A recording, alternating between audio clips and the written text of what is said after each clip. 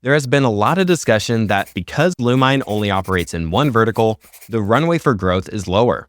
This couldn't be further from the truth. The vertical they operate in is enormous. The CEO, David Nyland, has described the pipeline as in the low thousands of potential acquisition targets, and they are in conversations with hundreds of them. They currently own 30. There is a lot of runway for growth here well into the future.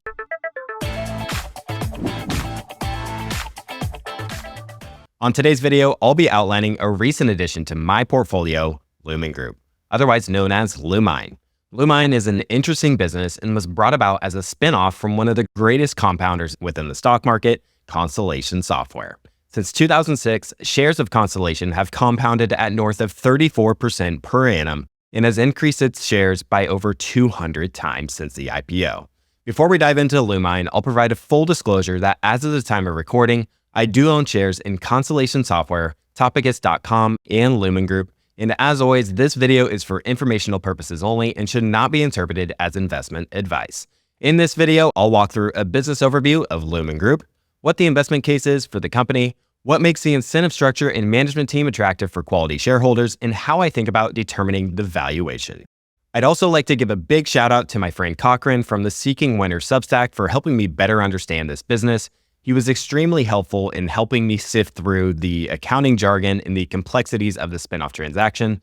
And he also put together a wonderful free write-up that I'll be sure to get linked in the description below for those interested.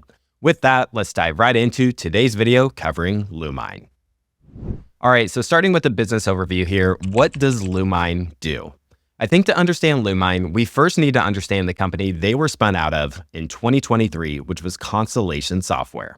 In short, Constellation Software is a serial acquirer that buys vertical market software companies and holds them forever.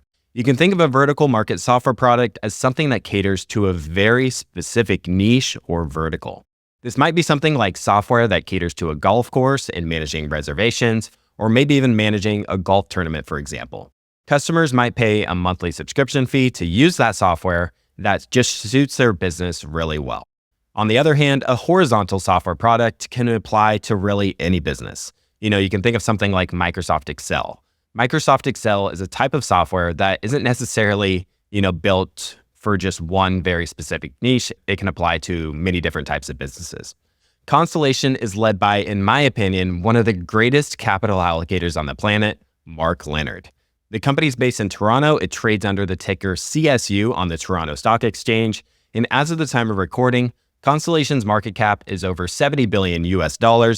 Leonard started Constellation Software in 1995, and since then, they've completed over 700 acquisitions. Their typical deal size is around $5 million US, but as they've scaled up, they've occasionally done some larger deals as well, some as large as $700 million. Now, these VMS companies were attractive to Leonard for a number of reasons. They provide mission-critical services to their customers, they have high recurring revenue, they represented a very small amount of overall expenses for these customers, so there's very little incentive for these customers to switch. They tend to dominate their niche, which tends to be very small, so there's little competition. And Leonard was also able to buy these VMS companies at very attractive prices and provide a forever home for them. This has generated a return of around 25 to 30% typically on these purchases. With that said, there are a lot of companies in the market buying these businesses today, so Constellation is also very disciplined in the types of companies they're going to buy and what they're going to pay. In my opinion, their discipline in ensuring they're going to earn a high return on capital is one of the most valuable parts of this business. They aren't going to take unnecessary risks, and they aren't likely to lower their hurdle rates just for the sake of deploying capital. Leonard implemented this strategy successfully for a number of years. The stock went public in 2006, and it's essentially been just a straight ride up as they've continued to reinvest essentially 100% of their cash flows along the way at high rates of return, excluding some dividends that they paid out along the way. To learn more about Constellation Software, I would recommend the podcast I put together on We Study Billionaires. That's episode 531, which I'll be sure to get linked in the description below. Now, in recent years, Constellation has done a couple of spinoffs. In 2021, they spun off Topicus. Topicus is a carbon copy of Constellation, except it's run by its own management team, and they make these acquisitions primarily in Europe. So they can really go into any vertical, but they're generally contained to just Europe. This company trades under the ticker TOY on the Canadian Venture Exchange. And then in 2023, Constellation performed their second spinoff, which was Lumine Group, which trades under the ticker LMN on the Canadian Venture Exchange. Now, these stocks aren't available on many brokers that people use. I personally use Interactive Brokers, which I'm personally a huge fan of, and we can get linked in the show notes below for those interested. Now, instead of going into any vertical, Lumine purchases companies in one vertical specifically, which is the media and communications vertical. So they aren't constrained by geography like Topicus is, but they are looking for companies in this one specific vertical globally. In one of the statements related to the Lumine spinoff, Mark Leonard stated, I quote, "I look forward to having CSI's long-term shareholders become long-term shareholders of Lumine Group. I hope my grandkids are still holding Lumine shares 50 years from now," end quote. Now talk about someone who thinks long-term. You don't hear public statements like that from a lot of managers, at least the managers I read about. In my interview with Chris Mayer a few months back, I asked him about his thoughts on Lumine, so I'll share this clip here for you. This was from episode 608 of the podcast. Lumine is another one that, you got the shares and presumably added to them. So I'd like for you to talk about this one as well. Yeah, I mean, when I first looked at Lumine, I remember talking to, David Nyland, the CEO, and he, kind of trying to suss out what the differences would be, how Lumine would be different maybe than Constellation. And one of the things that appealed to me about it was this idea that Lumine would have a heavier weight or tilt towards carve-outs. Now, I know that's not the technical definition of a carve-out, what they're doing, but that's kind of the language they use is when they buy a subsidiary, kind of an orphan from a much larger company, like they did with Nokia. And that was the deal that really put rocket fuel in the share price at the end of the year there, last year. So I like that. And I like that because there's a lot less competition to do that. There's a lot more technical skills and things involved in doing those kinds of deals. So there's not as much competition. And so I thought that would also lead to high returns. And David and his team have done this. So they know what to do. So actually the way it's played out is kind of the way I thought it might, which is you wouldn't see deals for a little while, and then all of a sudden they would do something kind of sizable and interesting. And I think that's kind of what we should expect from Lumine. So it's really interesting because it's Constellation. It has the same incentives and the reporting is the same, so it's very similar. It feels familiar, but then they have this different tilt or bent. They have the specific vertical, larger deals, carve-outs. I think that's very attractive, and they have a lot of room. One of the things I've heard sometimes when I talk to people about Lumine earlier is they're like, yeah, well, it seems like it's confined to one vertical and not as attractive, but it's an enormous vertical. And when you talk to them, David, about what kind of pipeline they have, I mean, we're talking about low thousands is their pipeline, and they're in touch with companies in the low hundreds. So again, Lumine owns less than 30 businesses today. So a lot of room, a lot of space to grow. And so I thought it was a really appealing setup and worth having its own real estate in the portfolio. So there were some interesting comments there from Chris. So I'll get into a little bit more detail on Lumine for you here. From a high level, Lumine is a strategic acquirer and developer of vertical market software businesses within the global communications and media industry. Their core mission lies in identifying and acquiring high potential VMS companies with a focus on the specific needs of customers in various communications and media segments. The company is led by CEO David Nyland. He joined Valaris in 2014, which is an operating group within Constellation Software, to help build their communications vertical. As of the time of recording, Lumine owns around 30 companies, acquiring around 2 to 5 companies per year, and the average price paid per acquisition is around $11.7 million. That was at least before the WideOrbit acquisition that was recent. What I also like to see is that the businesses that Lumine owns are mission critical and the end markets are also essential. So think about things like the internet, mobile phone connectivity. These are markets that are not going anywhere. They look for companies that are typically number one or number two in their niche market. They also tend to look for a diversified customer base to ensure that they aren't dependent on a small number of customers to deliver those strong financial results. Each business unit maintains independent management and financial reporting, enabling them to make focused decisions tailored to their market and their customer base. And with being under the Lumine umbrella, they're potentially able to share best practices with the other business units, which can also be potentially beneficial for the group as a whole. Lumine looks for a range of profiles in terms of size, revenue, number of employees, and profitability. Following each acquisition, Lumine strategically invests in these businesses, bolstering their core functionalities and unlocking opportunities for international expansion by taking advantage of a playbook of over 250 plus best practices that leads to organic growth. Now, the investment case for Lumine is as follows. First, they acquire VMS businesses in the media and communications verticals while achieving a high return on invested capital on these acquisitions. Typically, they're aiming for around 20 to 25% return on capital based on net operating profit after taxes. Next year, over time, they want to generate consistent, low single-digit organic growth rates with limited wasted spend on research and development and sales and marketing. They want to use free cash flow generated from their existing businesses and redeploy as much as possible back into acquisitions. They want to continue to take advantage of carve-out deals. As Chris Mayer mentioned in that clip, these can be really attractive to Lumine because of the low valuations they're able to get and the technical expertise that is needed, which means limited competition from other buyers. And then they want to take advantage of the slowing communication and media industry to acquire cheap companies and use best practices to improve organic growth rates and margin profiles of these acquired companies. Since Lumine specializes in this vertical, they may be able to recognize these unique opportunities that exist in making these acquisitions that, other buyers might overlook or they might undervalue.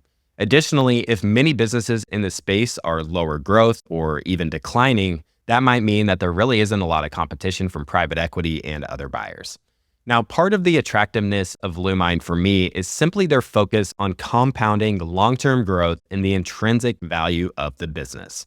Mark Leonard in his shareholders letters outlined that shareholders can estimate the per share growth and intrinsic value as the return on invested capital plus the organic growth rate. This rule obviously isn't going to apply for every business, but it largely applies to Lumine for a couple of reasons. First, they look to reinvest all of their cash flows at a return on invested capital of around 20 to 25%.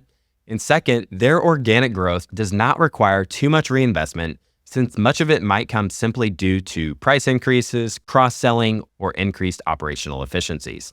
Prior to the spinoff transaction where WideOrbit was acquired, the Seeking Winners blog, it laid out how the return on invested capital for the 2 years preceding that transaction was 27%, which shows, just how effective Lumine has been at generating profits relative to the amount of capital that's invested in the company. Additionally, during that same 2-year time period, the average organic growth rate was 2%. So if we add the 27% return on invested capital and the 2% organic growth rate, we get a 29% average growth in the intrinsic value per share. So if they're able to continue to grow their intrinsic value at 25% plus for the years that lie ahead, I think that shareholders are going to be quite happy with that result, as very, very few companies are able to do that for long periods of time. The Seeking Winners blog also shared some analysis on WideOrbit, since they make up a sizable portion of the overall Lumine portfolio after they were acquired in that spinoff transaction. So based on the 2021 numbers, WideOrbit had revenues of $166 million, and then Lumine had $228 million before bringing WideOrbit on board. WideOrbit is a software company founded in 1999 by Eric Mathewson. WideOrbit specializes in helping businesses manage their advertising operations. Their software handles tasks like sales, scheduling, digital media, radio automation, and optimizing promotions. 94% of WideOrbit's revenue is recurring with a nearly 100% renewal rate, and they have gross profit margins of around 70% and operating margins of 26%. In the Seeking Winners report, it shares that before WideOrbit was acquired, it's estimated that the return on invested capital was 53%, and the increase in the intrinsic value of the business in 2021 was 25%. They were doing some reinvestment in 2021, which is really great to see as it illustrates that the business sees some opportunities to deploy capital internally at a pretty high rate of return. Lumine paid around 10 times EBITDA for this business, which is typically higher than what the Constellation family would pay for a software company. So if WideOrbit turns out to be as good of a business as it appears to be, then this should be a really valuable asset to shareholders of Lumine. And we should also keep in mind that Lumine used a sizable amount of debt in making this purchase, which really helps boost the returns that they ultimately end up getting in the transaction. Now, one of my favorite things about the companies discussed in this video is the skin in the game in the aligned incentives. Constellation will continue to play a vital role in influencing the direction of Lumine as they selected 6 out of the 7 board members.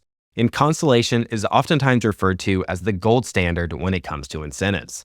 One thing they do is when cash bonuses are paid out, key managers are required to invest anywhere between 50 to 75% of that into shares on the open market, which are locked up for 3 to 5 years. This incentivizes them to think like owners and share in the company's long-term success. The same goes for the board members. They have to invest at least 50% of their bonus directly into shares of the company. Now, this template from Constellation carries right over into both Topicus and Lumine. We've seen how well this incentive structure has played out for Constellation over the past 20 plus years, so I'm excited to see how well it ends up playing out for both Topicus and Lumine. Another piece that's interesting is that bonuses are calculated based on the company's performance, more specifically, the difference between the return on invested capital and the cost of capital. So in other words, this means that there's no bonus payout unless the company is creating shareholder value. And while many tech companies issue quite a bit of stock-based compensation, Constellation and Lumine don't issue any new shares. So rest assured that existing shareholders won't see any dilution at all. Perhaps in the future, they will issue shares if they think it's really attractive to do so, but that isn't something we've seen so far or something that I would personally expect. Before we get to the valuation, I wanted to touch a bit on the pace of acquisitions that Lumine has done. Here in the chart you'll see on the screen, you'll see that Lumine tends to do anywhere from 3 to 5 acquisitions per year. It's not quite up to date for 2024, as I believe they've completed 2 acquisitions this year as of the time of recording.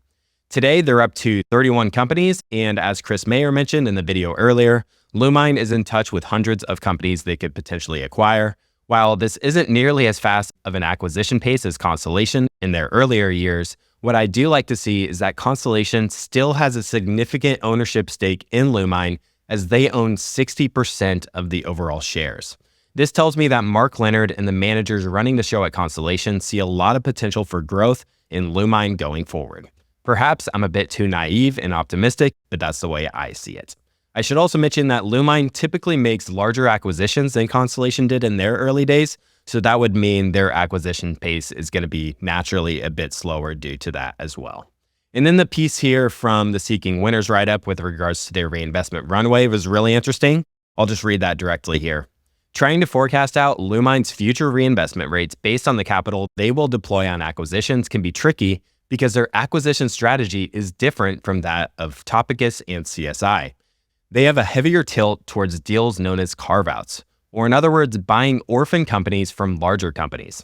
The good news here is there is a lot less competition to do that due to the technical skills required to achieve hurdle rates with these types of acquisitions. For shareholders who only own Topicus/CSI and don't yet own Lumine, I think this is the toughest hurdle for them to get over. There has been a lot of discussion that because Lumine only operates in one vertical, the runway for growth is lower.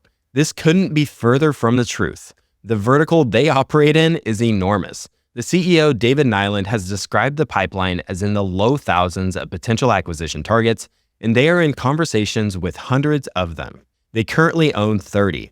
There is a lot of runway for growth here well into the future, end quote. So that really lays out the bull case for Lumine. There seems to be a lot of opportunity and room to expand, and we shall see how well they're able to do that in the years that lie ahead. Now, this brings us to valuation. Here on the screen, you'll see a discounted cash flow model for Lumine for the next 10 years, so I'm going to briefly walk through this and my methodology.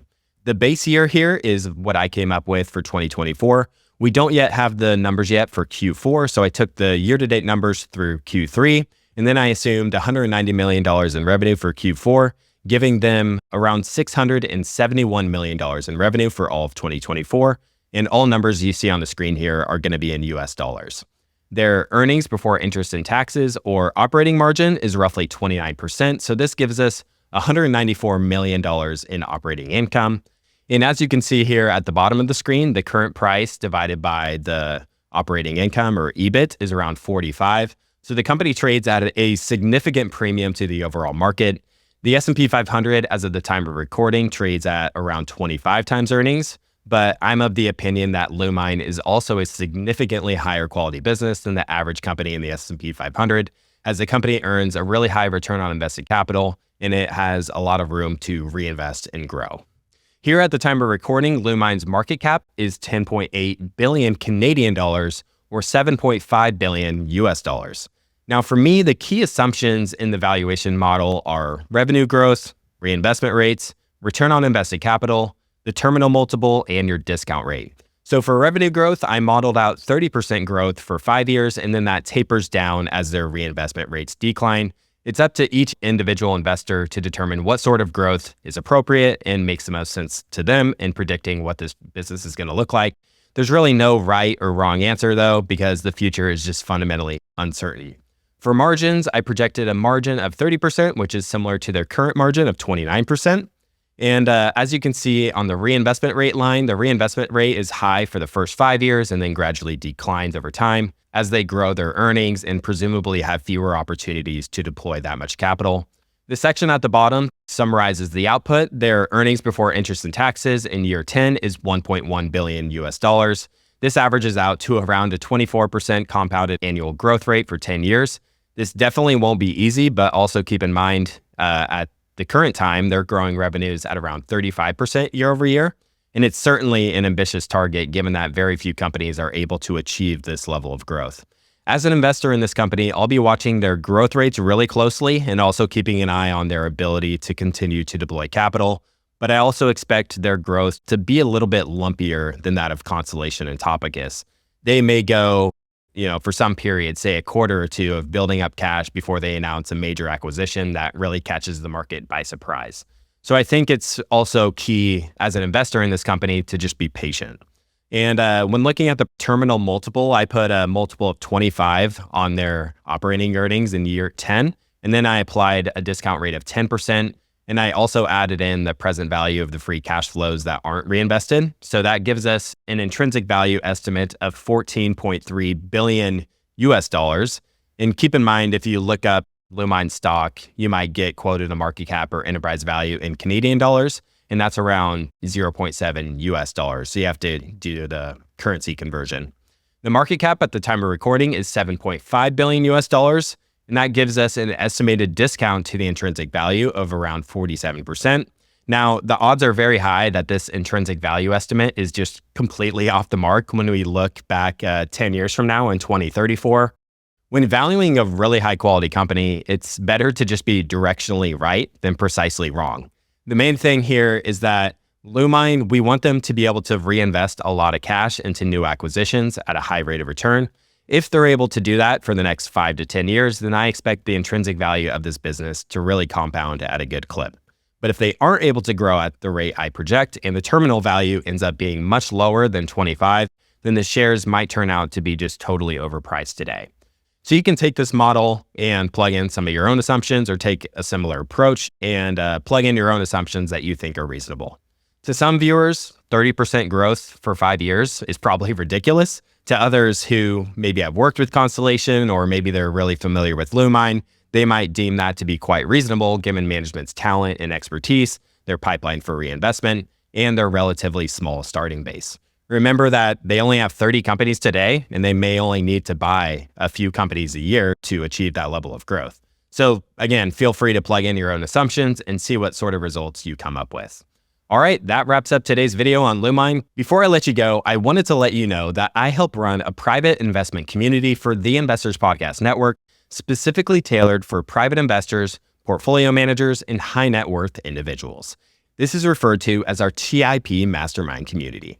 In the TIP Mastermind community, my co-hosts Stig Broderson, Kyle Grieve, and myself, we host weekly live Zoom calls. We host a few live events each year in New York City, London, and Omaha, and we talk stocks with our community of over 100 highly vetted members. Some of the Zoom events we have coming up include a Q&A with Alex Morris from The Science of Hitting Substack, a stock presentation by one of our community members, a portfolio review with one of our members based in India, and another stock presentation on BYD.